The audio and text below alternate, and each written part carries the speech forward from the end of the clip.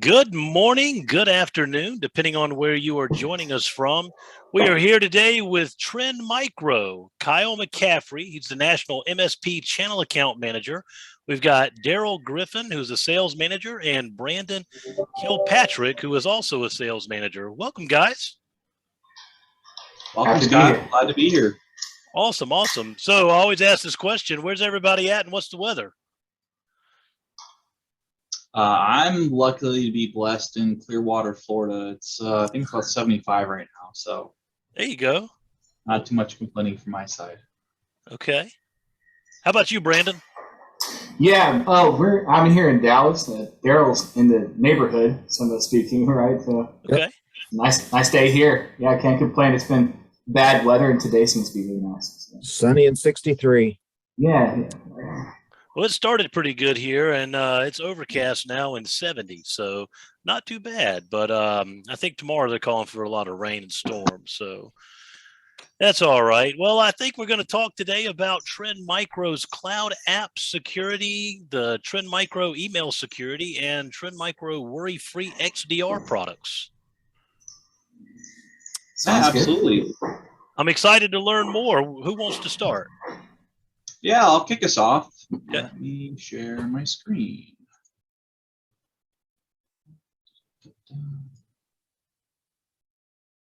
Alrighty.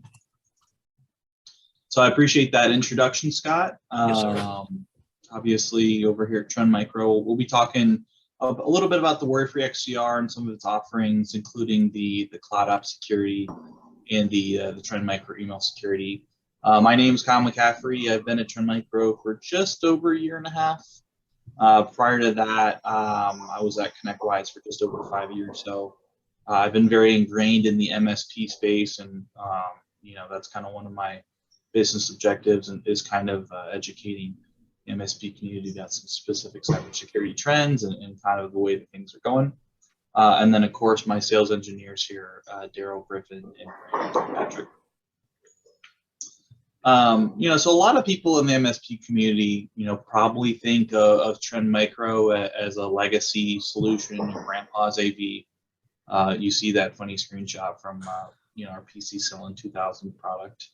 But yeah, cybersecurity, it's a rapidly changing industry, new technologies, new companies. We see all these different startups, feels like they're started on a daily or, biweekly basis. So, Trend Micro has been around a long time, almost 35 years, which I know a lot of MSPs probably have employees that, aren't even that old at that stage. So, we've been very, very business resilient, very innovative, and we've evolved with some of the different things that have come in the cybersecurity space.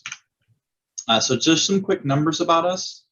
We've had those 31 years of innovation. We've had the 1.8 billion in sales. More of the things I wanted to focus on, though, are we have about 40% of employees in R&D and threat detection. So we're almost at 8,000 employees. So if you think about that, I think that's give or take 3,500 employees, dedicated to finding those specific ransomware, malware threats. So, we are very focused on keeping our customers and consumers safe. And along with that, like I kind of said, we've been innovative. We've been, named a leader in Gartner's Magic Quadrant for endpoint since 2002.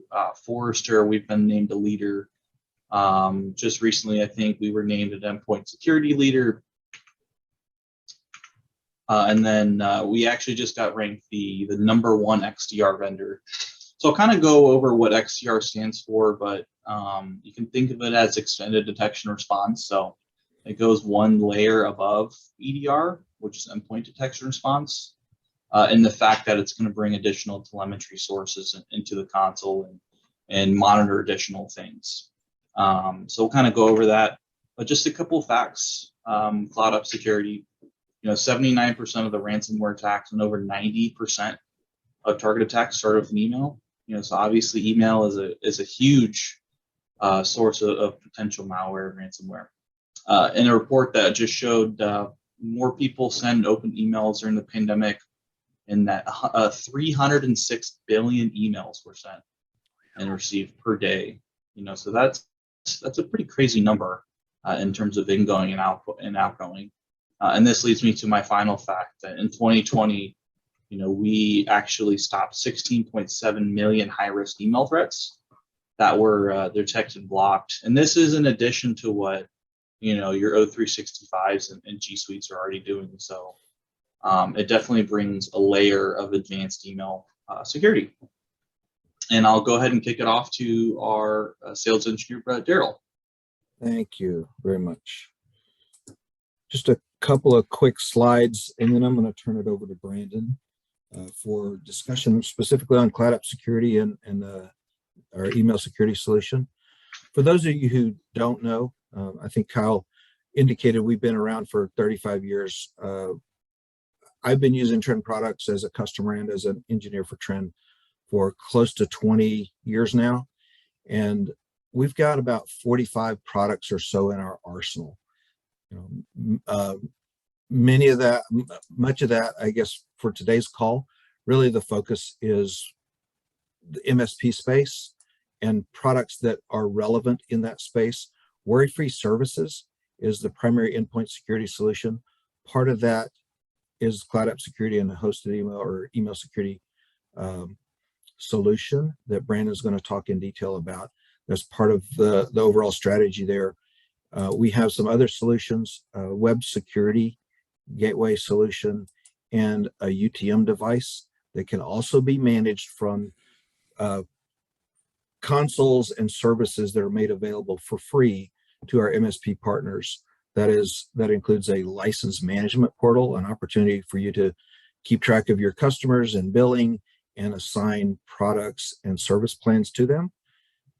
And then the remote manager, more importantly, the multi-tenant interface that's used to manage multiple customers and policies. And we'll talk more about that after Brandon's finished talking about the Cloud App Security and email security solution. So, very nice. All right, cool. That's Brandon. Let's stop sharing here. There we go. All right, my turn to share. Cool. Can you guys see me okay? Yep. Okay, fantastic. So yeah, I'm going to talk to you guys about Cloud App Security and Trend Micro email security. And so email is kind of an area of protection for both products. And when we get into it, I'll talk about a little bit more of why there is that overlap there. But we're going to start off with Cloud App Security by itself. And so what this is API-driven protection for certain supported cloud apps or cloud applications.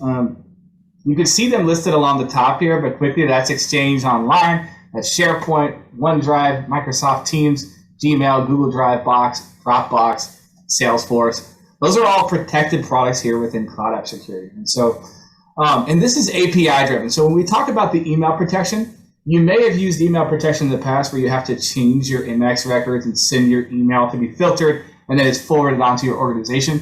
That is not how Cloud App Security works. Again, since it's API-driven, it's going to talk directly to Office 365 and look at the actual Exchange mailbox database there. And so, again, a lot of what Cloud App Security is going to do is around email, but we're also looking at the other services as well. So what we're seeing here is a dashboard.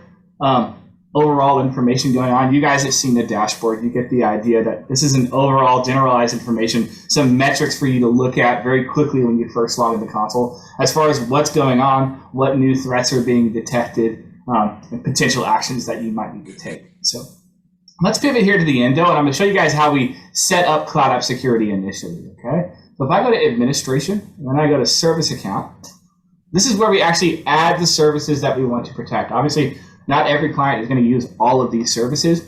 Most of the time, we're going to be dealing with E3 and E5 licensing with Office 365. And so you really want to set it up to protect SharePoint, OneDrive, Teams, and of course, Exchange. Okay, so it's very easy to do that. When I go to add here, I'll go, for instance, Exchange Online. I'm going to add a connection there. Very, very simple here. Global admin credentials in step 1 to allow the API. Step 2, global admin credentials again to allow the Graph API to communicate. And then step 3 is to simply hit done. and let it synchronize all your users and groups. And so that's all you have to do to set up the API integration. You don't have to know anything about APIs or anything like that. Just you provide your global admin credentials, and then we set up the rest. And it doesn't leverage those global admin credentials going forward, so it's not going to break if you reset the password. It just uses that the first time to set everything up, okay? So then you're going to do that same process again for any other services that you want to protect. So Exchange, we did Exchange, then you do SharePoint, OneDrive, and Teams. In the case of SharePoint and OneDrive, there is some additional steps that you do within Office 365 to allow Cloud App Security to actually take action on items that it observes as dangerous. But again, very, very quick. I can usually set up all 4 of those services in around 10 to 15 minutes on the phone. So very agile, very quick to deploy here. You set up the services that you want to protect. So once they show up in here, the services, you have the connection here, and we've got a green check box indicating that Cloud App Security and this service are talking fine. Then we can start applying policies for protection, okay? And that's done in the advanced threat protection section. Hey, Brandon. So, yes, sir. Does this automatically start protecting once I set up those service accounts, or do I have to do something to turn that on? You have to create a policy or turn on one of the default policies in here. So if you'll see right here, this default Exchange policy, that was created when we first set up the account, when we first connected that service account. One of the things I could do immediately once it was done syncing is go here and just turn that on, and that's going to turn on a base level of protection. Oftentimes what I'm seeing is we want to create a new policy and decide specifically the parameters for protection. So that's what we're going to do on the phone here today. Okay? Adding a policy, very easy. Add Exchange Online policy, and this brings up the policy configuration screen. So we're only going to do this once. And that's because this policy configuration is the same for SharePoint, OneDrive, Teams, Box, Dropbox, all the other services. The interface is identical with the exception of advanced spam protection. That's really only going to be there if you're configuring an Exchange Online or you're configuring a Gmail policy. But the rest of this, malware scanning, file blocking, web replication, virtual analyzer, all of that is going to apply to those file services as well. Okay, so we'll name it test. We'll turn it on here. Notice the verbiage here, real-time scan. So this is scanning when items are created, modified, and retrieved. Okay, so normal spam filtering. The messages are sort of interrupted in the middle of their flow, and they're scanned and then forwarded on. This scan actually takes place in the case of Exchange when that mailbox item is actually created in that user's inbox. So when they receive the email, that's when this is actually scanning. So there's not that all you have to do is set up the API here. So we'll name it policy. We'll turn on that real-time scan. We'll say this is going to apply to all users. You can pick and choose different users in here and create different policies for different reasons. But for simplicity's sake, we're going to say this is going to apply to all users here. Cool. First module here is advanced spam protection. The first thing we can set here is our detection level for spam. Medium is sort of our recommended here. And I find that in 99.9% of the cases, we leave it at medium. This does a really good job of detecting potentially dangerous email. And anything that it detects as a false positive, the default settings here are simply to tag that as other spam, and that usually just gets moved to the user's junk mail folder. So it's not something that's quarantined. They can usually find it themselves. And so we find that medium works in most cases here. So this is just, again, deciding how sensitive the spam filter is. The second thing we notice here is display name spoofing detection. And so this is looking for someone outside the organization that has set their, maybe I've created a random Gmail account, but I've set my display name as your CEO or your controller. And now I'm emailing people from the outside pretending to be that person saying, send me gift cards, send me money, approve this invoice, all the things that these people do, right? This is looking, because we're user aware of the users that are internal, we can tell when someone from the outside is pretending or masquerading as that person. So very simply, just turning on display name spoof detection. But then we have gray mail detection. By default, no action is going to be taken on gray mail. We're just going to gather metrics here on the different types of gray mail that you receive. So oftentimes what I'll see is after a month of having this deployed, they'll go in and they'll say, 40% of my email last month was gray mail. So based on that information, maybe we want to take action against it. Maybe we want to start sending it to the user's junk mail folder or tagging it as spam or handling it some other way. But by default here, we're just going to detect it and categorize it as the different types of gray mail. All right, and Brandon, let me stop you real quick. What Please. would you say gray mail is in your Certainly. terms? Certainly. If your mind goes to mail that sits somewhere in the gray area, you are correct. Right? Okay. So spam is completely unsolicited. I have received a message here that is an advertisement for specific little blue pills. Right? That is spam. Gray mail, I went to Lowe's, I signed up, and they sent me coupons, and now I get marketing messages. Right? Okay. I didn't want it, but at the same time, I did solicit that at one point. So that would be considered gray mail.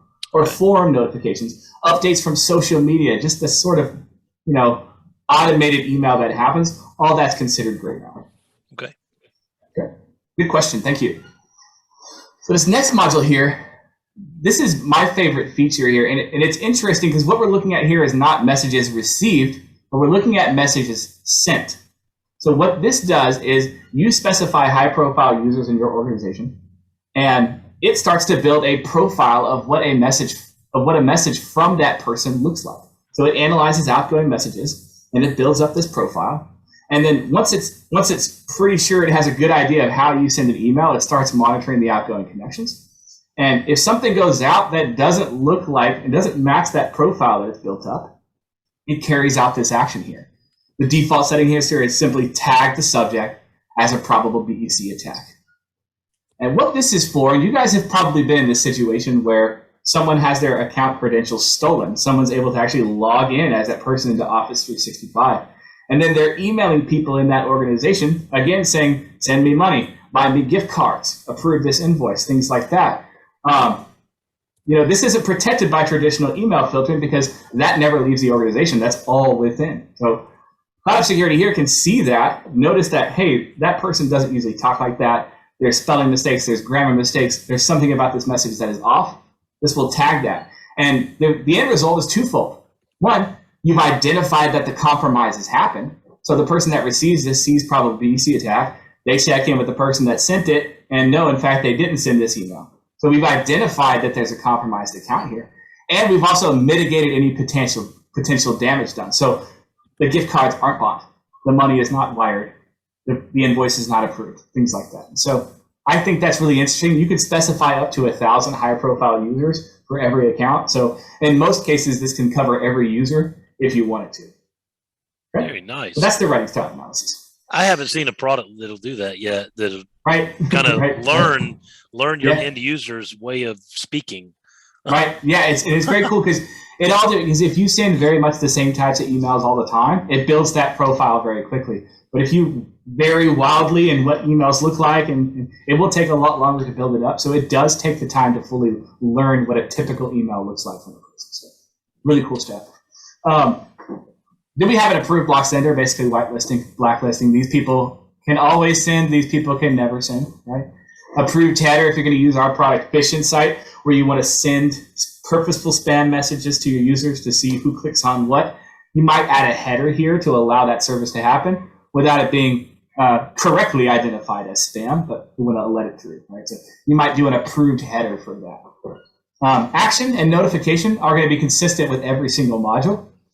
Action is, what do you do when you find something? And do you want to be notified about it? And if you do want to be notified about it, like we'll say that I want to be notified for these dangerous ones here. Anything I'm taking the quarantine action on, also go ahead and notify me. Then if I go to notification, this is who gets notified, how often, right? And then do we want to tell the user as well that we've taken action on something in their inbox? So again, actions. What do you do when you find something? Do you want to be notified? And notification is who gets notified and how often. So malware scanning, we're simply looking at the file attachments here. We're looking for malware, things that we know are malware, similar to a real-time scan that would be done on an endpoint. Also at play here is predictive machine learning, where we're assessing file features and file metadata and comparing that to known threats in the past and saying things like, this is 60% similar to ransomware we've seen in the past. So based on that, let's go ahead and quarantine this email. Right? That's the malware protection. Again, action, what do you do when you find something? Notification is who gets notified and how often.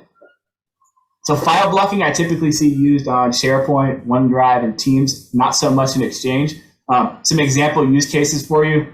You can decide that in SharePoint, we don't want to save anything executable. So no MSI, no JS, no EXE. That can't be saved to SharePoint. We can create a file blocking policy that does just that. Right? Maybe in OneDrive, I want to block people saving movie and music files because they take up a lot of space. That's another use case I can see here. Right? And if there are specific attachment types that you don't want to be received, then you can create a file blocking policy for Exchange Online as well. Next, we have web reputation.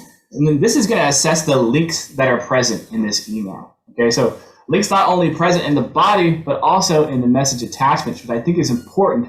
You know, there's a very common phishing pattern where they craft a very clever email and they include an attachment that looks legit, but within that attachment is a link that's going to take you somewhere dangerous to mine credentials or install crypto miners or whatever they're trying to do, right? And so this is looking at the links. And I think this is important because sometimes advanced spam protection, that's a heuristic analysis where we're looking at verbiage and we're looking at the way the email is crafted. Sometimes it's very well done and the advanced spam protection misses it. But the web reputation sees that link and knows that it's a dangerous link. And so this engine can take action on it. So your protection against phishing here is actually twofold. So definitely worth noting. There's also additionally a time of click protection. So when that email is actually clicked, another web reputation check is done to ensure that the web reputation hasn't been updated to highly suspicious or dangerous in the time that it took for you to receive that email and actually open it up. Okay. So this has its own approved senders, approved block URLs, again, approved headers for products like Fish Insight. Action is what you do when you find something, and if you want to be notified, notification is who gets notified and how often.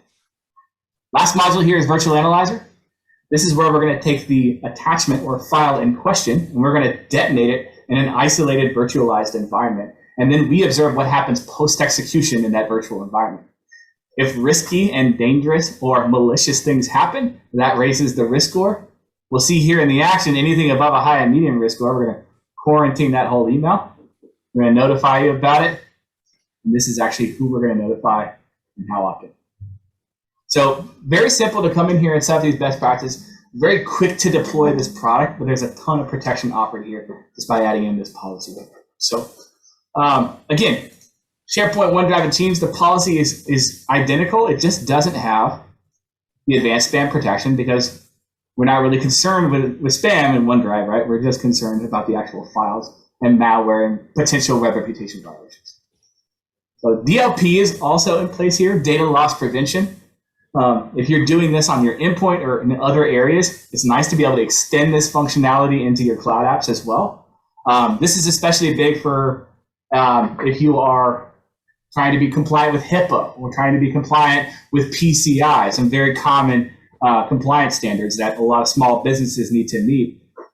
You can add in a DLP policy here. Let's look at Exchange here. What we're going to say in Exchange is that if you find information that it would be sensitive information according to PCI, then go ahead and quarantine that email. So again, very simple. We've identified the template, what we're looking for. We're looking for it in email, and then if you see that, then take the quarantine action. Right? So you can do this in SharePoint, OneDrive, and Teams as well. If you see information that should not be there, then quarantine that file. Let's take it out of there. Okay? This helps you extend your data loss prevention policy on up to your cloud services as well. Cool. So logs are logs. This is where you see a centralized view of everything that was noticed. So including if the action was set to pass, it would still be logged in here. That's why we set the action to pass, right? But security risk scan is going to show you all the stuff that was dangerous and that was caught. But there are other types of logs you can look at as well, including an audit log, so you can see what was changed in this console, if a policy was modified, if something was released from quarantine, things like that. On that note, the quarantine section, anything that has the action of quarantine will be put into this quarantine. It will be a list here. And from here, you can either restore that, put it back where it came from. Say that's a false positive. Go ahead and put it back in the user's inbox. You can download it if you need to review it further, or you can delete it if you never want to see it again. Okay. The last thing I show in here is probably where you add those high-profile users for the writing style analysis we looked at earlier. This is where you would do that. It comes up, you add their name. You can pull that directly from Azure AD, so no spelling mistakes here, right? So just add them by checking their name. And then you'll see this in progress. And In the case of this one here, Romina, she never uses this account. This is just a test account for us. So it's been in progress, and it probably will always be in progress because there's no messages sent. But once that threshold is sent for a good idea of how that user writes an email, that's when this changes to a green checkbox, and the writing style analysis protection is active. Okay. So cool. That is Cloud App Security. So there's email protection here, but there's also file level protection for SharePoint, OneDrive, and Teams, and even into Salesforce. Right. So why the biggest question that I get is we also have a product called Email Security that's included in this licensing. And it's like, why do I need both Cloud App Security and Email Security? Why can't I just use one or the other? So, and to answer that, I need you guys to indulge me on an analogy. It'll be very brief, I promise. I like to think of Cloud App Security as internal security for your cloud, for your Exchange Online, right? It's looking at the mailbox database. It is internal to your organization from an architectural standpoint, okay? When we talk about email security, think of that more as parking lot security, okay? So how that works is car comes in, parking lot security says, who are you? Let me see your ID. Let me make sure you are who you say you are. You're going to the right place and that you don't have any ill intention. Before you can even come into my organization, we're going to check you at the gate. Once you get in, an additional check is done at the front desk to say, make sure you are who you say you are, your face matches your ID, and you go to the appropriate place, and there's no funny business, right? So Cloud App Security would be your front desk security, and TMES, or Trend Micro Email Security, would be your parking lot security. So they kind of work together in tandem. Yes, there's some overlap in what they're looking for, but ultimately, it's two different parts of the architecture. So let's look at email security, how we set that up, and kind of what's different about it, okay? But in most recommended situations, we're going to say if you can run both, definitely run both. They play very well together, and they complement each other very well. So this is Trend Micro Email Security. If you've been in IT for a long time, you've probably set up a product very similar architecturally to Trend Micro Email Security. This is where we're going to change the MX records. We're going to point those to the Trend Micro host. Trend's going to clean it up, and then it's going to forward it on to that organization. Okay? We do that by setting it up in the domains tab here. So you add the domain that you want to protect, like trendse.us. All right. I put in the current MX record, so where we're going to send mail once it's already cleaned up, this is where we're going to send it.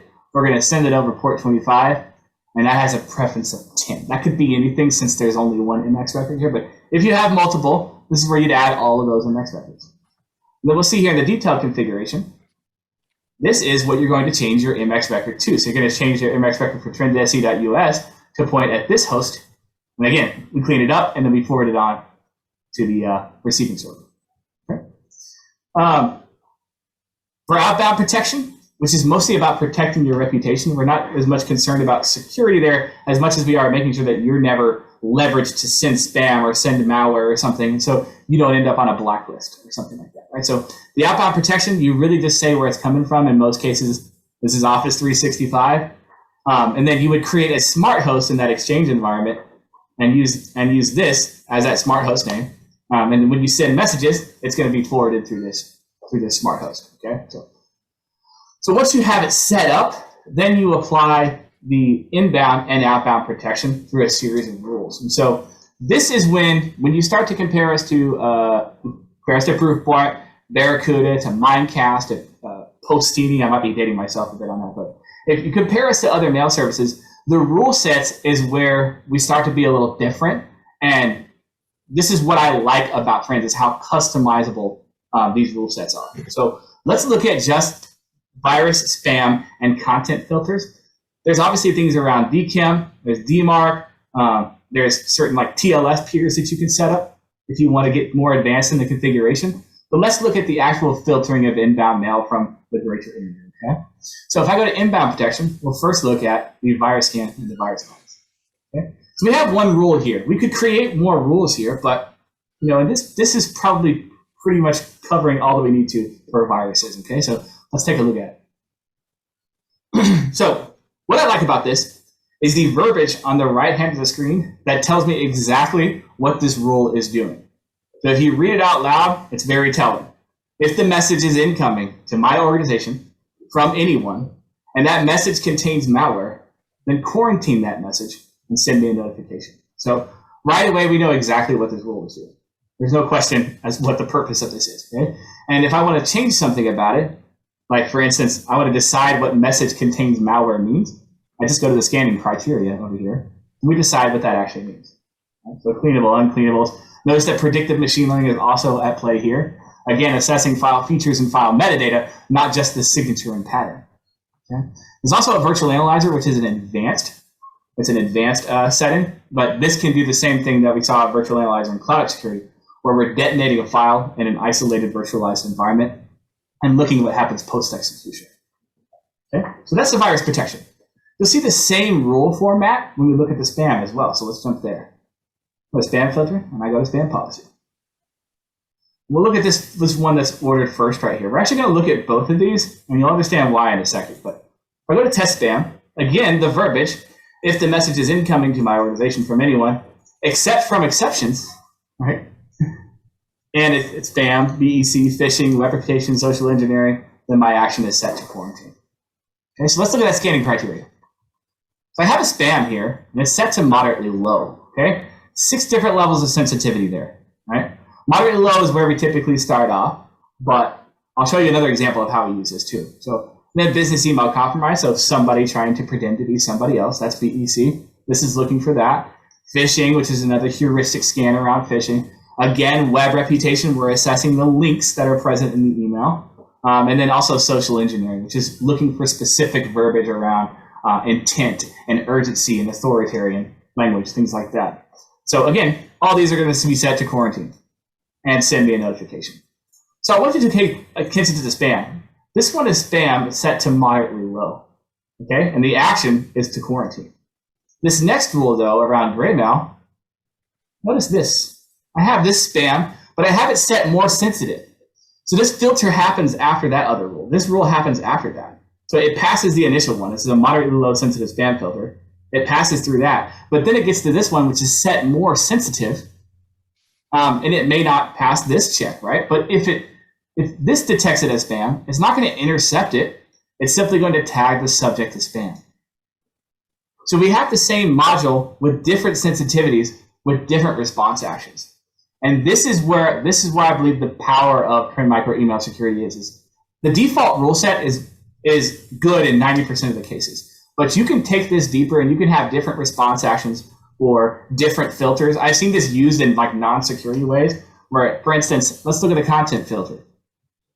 I've had people say if the subject contains the keyword, like the subject matches a keyword expression of invoice, then change the recipient to this other person, right? So they've used this in like a creative way that it wasn't intended for, but the rule sets are there. You have the filters and you have the response actions, and how you choose to customize those and use those is completely up to you. But again, it's very clear as to what each rule is doing. So that's what I like about it more than anything.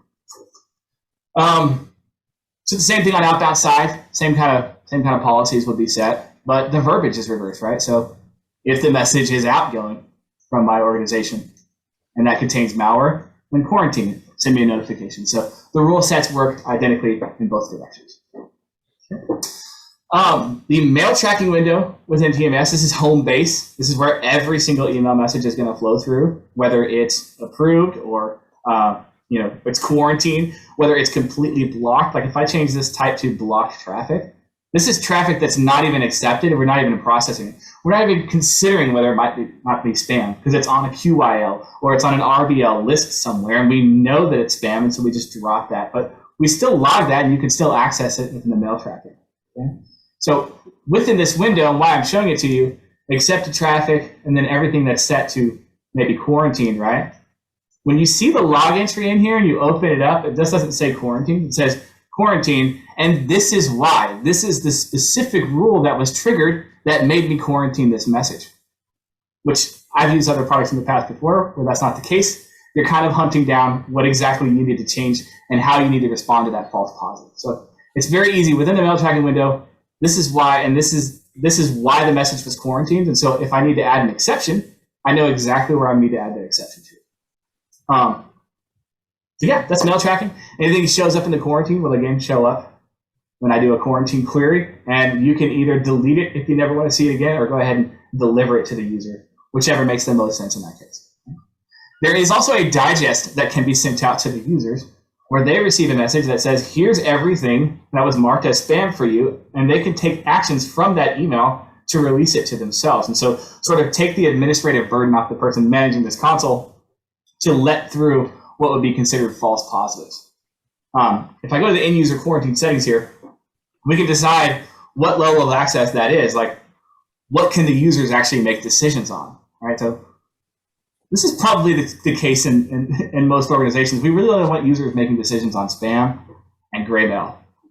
So they can view that and take action. But everything else, if it's marked as ransomware, we're not going to leave that up to the user in most cases to make that decision of whether or not to release it. That's going to be an administrator-only decision, right? So, but you do have customization. Sometimes I will see even with content filtering, they'll allow them to view it, but they can only see the message. They can't actually release it to themselves. So again, a lot of granular control about what the users can do here. So that digest setting, this is actually what it looks like. You have control over what the email that's sent to the user looks like. So including if you know HTML and you want to completely customize how that email looks, you can. You can also edit in plain text mode. And then our inline actions are at the top here. We've given the user the options to deliver and approve sender, and block sender. We're not going to let them approve the sender domain. That's a lot of power, right? And the same thing with block sender domain. You might actually just give them the deliver option, right? If they want to add an approved sender, maybe they need to make that request for you. The point here is that it's customizable, and you can set it up for that organization specifically what they want. Okay? There is also the option of the users can log into this console. It's an in-user console that they can log into, and they can release messages at will. You do have to set up authentication around that, SSO with Active Directory, things like that. But once you do, the users can log in and release stuff from quarantine whenever they want to, and you don't have to send out these digest emails. Again, whichever way makes the most sense for that organization, that's how you should set it up. Right? That's really everything that I like to show in both cloud security and email security. I hope this has been informative. If there's any questions that came in, I'd be happy to answer them. But if not, I'll pass it back to Daryl, and he could talk about worry-free and XDR. Awesome. Thank you so much, Brandon. That was wonderful. Sure. Very thorough in the reviewing the solutions. So I want to take a moment. Am I sharing my screen yet? I was going to say I had a couple of questions, but Brandon, you went over it very well. I don't have any questions now, so that was very in depth. You went over all my questions, all my answers at least. Awesome.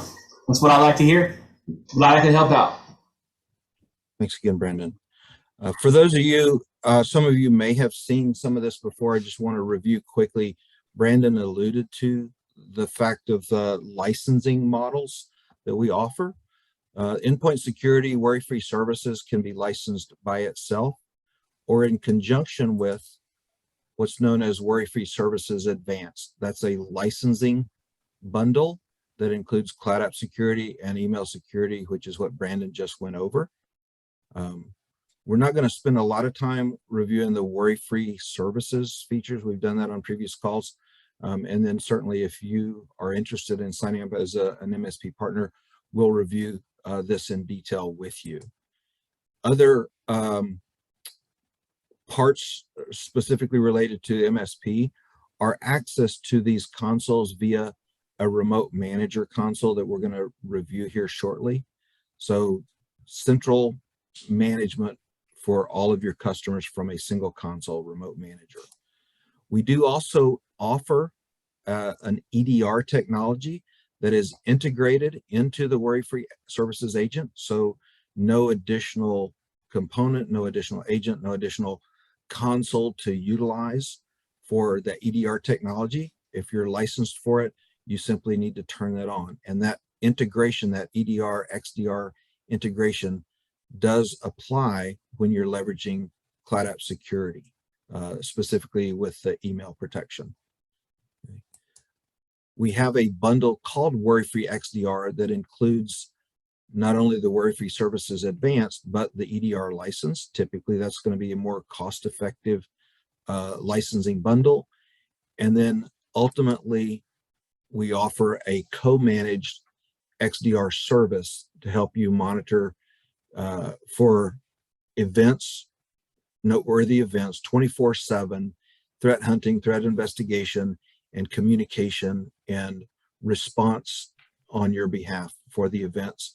So that is available to our MSP partners as well to help you with that monitoring environment, and also related to and supported by the remote manager integration and advanced features.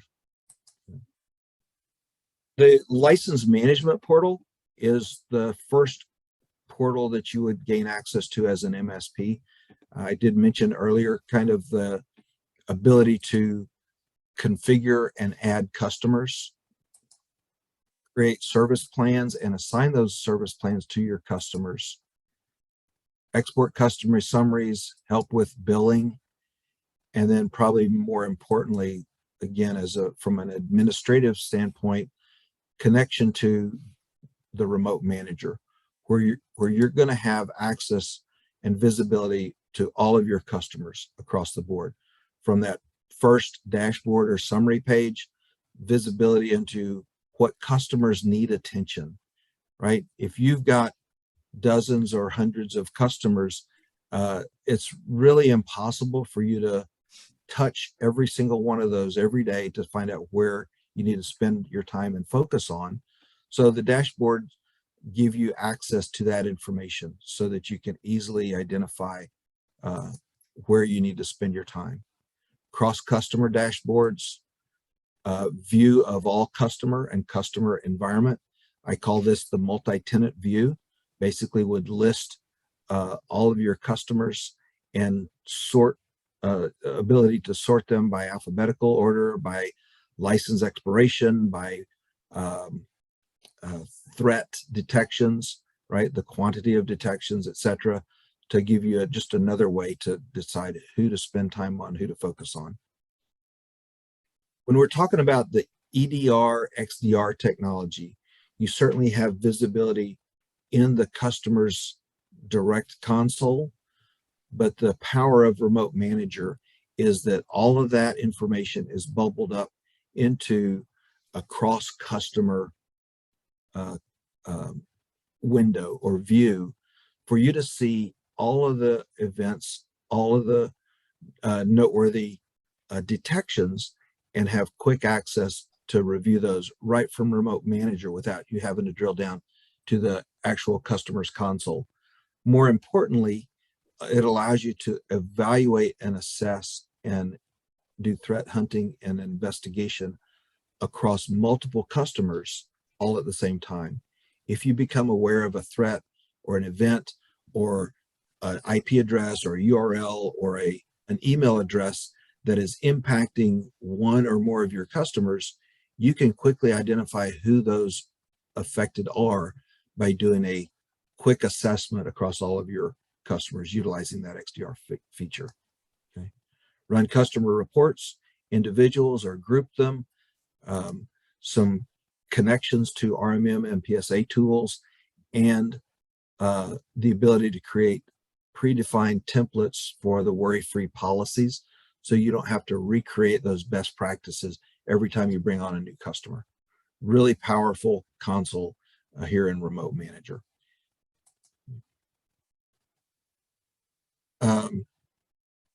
Just a review of the feature set and functionality inside the endpoint worry-free agent.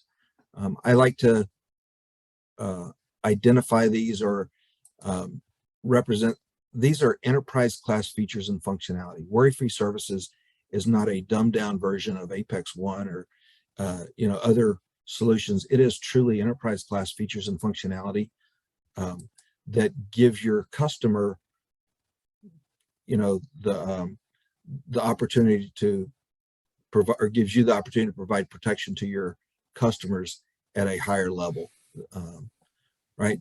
So your standard worry-free license or worry-free advanced license includes everything you see here. Your EDR, XDR license includes the EDR and the cloud sandbox. Also, so Brandon mentioned sandboxing capability inside Cloud App Security and in the advanced version of email security. Cloud App Security is included from an endpoint perspective with that EDR license. So multiple places Cloud Sandbox is available. And then, like I mentioned, that optional MDR service to help you monitor 24/7. Okay. Just another way to look at all the technology that's crammed into the worry-free solution, as well as the other solutions that Trend offers. So we're not stuck in the, 30 years ago, even though we're 35 years old, that traditional AV technology is still leveraged, but we're taking advantage of and providing next gen technology as well. Okay. From an EDR perspective, kind of back on track with that, that gives us visibility, again, whether it's from the customer's console directly or from Remote Manager, opportunity to see the relationship of events or correlation of events in the environment, identify root cause analysis, look for indicators of compromise, and other intelligence to help you better manage your customers. Like Brandon indicated, or Scott may have said, or Kyle, and I apologize, I think it was Kyle that said, email it is a significant source of concern and threats. And so we do leverage Cloud App Security to correlate events. And here you can see in worry-free services or in Remote Manager, you'll see indications that email was the source of an infection, and more importantly, the opportunity to drill down right from the Remote Manager or worry-free console into what that means, right? How many recipients, how many files, what that detection was, and be able to do things like take action on that, who the mail was sent to, and I can delete or quarantine messages from those mailboxes right from the worry-free console or Remote Manager. We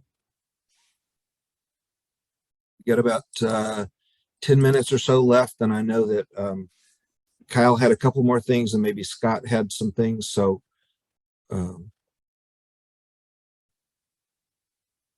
Kyle, do you want me to turn that back over to you?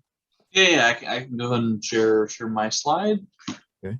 Or the fun stuff I think related to our MSPs and what they might be interested in. So let me reshare my screen here.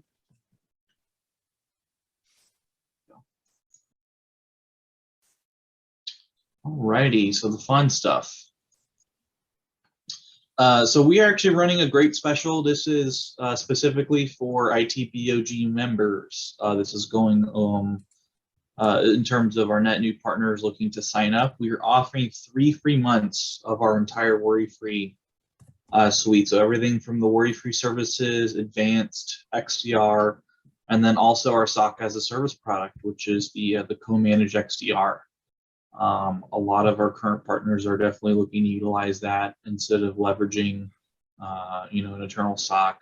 Especially if you look at the landscape, the job landscape of people, job hunting and looking at other roles. It is very hard to have that continuity with your technical operations team, especially around the clock, 24/7. So we do have that offering, 24/7, 365.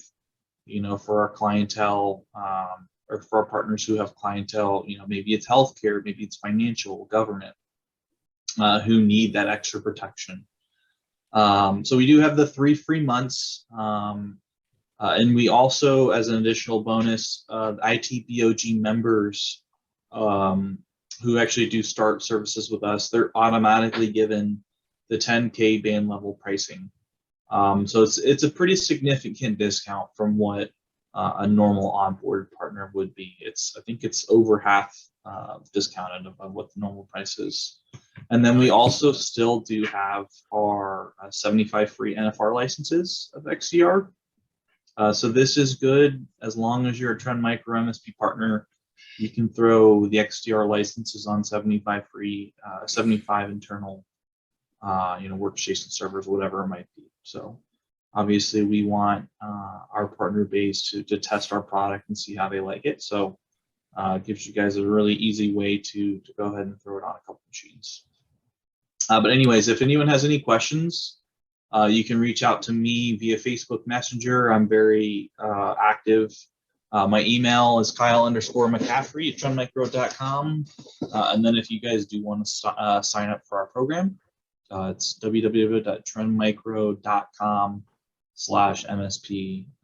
So definitely a variety of ways. I try to make myself as open as possible. I know there's always some random, if you guys want comparisons or whatever it might be, I'm always around to hop on a call. So that is it from my end, guys. I really appreciate it. I'll throw it back to Scott. Well, I can't thank y'all enough. That was a very in-depth demo. That was probably one of the most in-depth demos that I've been through. So I really appreciate that, for that deep dive. And you guys touched on so many points. It's so important for the MSP community. Definitely, if you guys have not, if anyone watching this is interested in Trend Micro delivering all those services to your clients, reach out to Kyle, reach out to myself. I'll get you in touch with the team. Other than that, I look forward to the next one, guys. Thank you so much for your time. Thank you so much, Scott. And one more note, guys, we do Yep. have a $150 spiff when you guys do attend a demo. So a little something extra as well. And thanks for all the extras too for our members. That's awesome. You guys Absolutely. rock. Take care. Thanks, guys. Have a great day. See ya. Bye-bye. Cheers.